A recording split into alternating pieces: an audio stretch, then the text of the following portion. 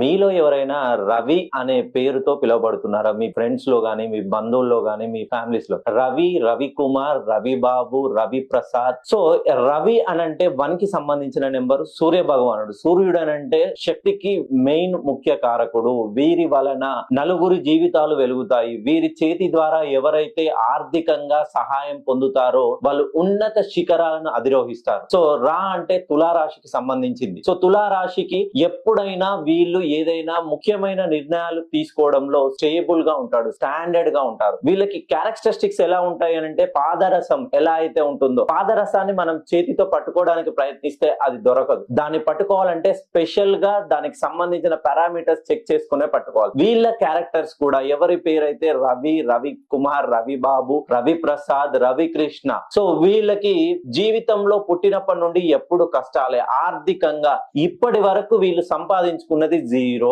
ఒక్కసారి మీ పేరులోని సంఖ్యాబలాన్ని సరిచేసుకోండి. మీ జాతక ప్రకారం, మీ లగ్న ప్రకారం, మీ కుండలి ప్రకారం మీ పేరులోని సంఖ్యాబలాన్ని సరిచేసుకోవడం వలన మిమ్మల్ని ఎవరైతే హేళన చేసి చులకనగా చూస్తున్నారో వారి ముందే దర్జాగా తలెత్తుకునే రైట్ టైం స్టార్ట్ అయింది. ఒకసారి మీ పేరులోని సంఖ్యాబలాన్ని సరిచేసుకున్నట్లయితే మీకు కుటుంబ పరంగా, ఆరోగ్య పరంగా, ఉద్యోగ పరంగా ఎటువంటి సమస్యలున్నా అన్నిటికీ అంకెలతోటే సమాధానం చెప్పవచ్చు.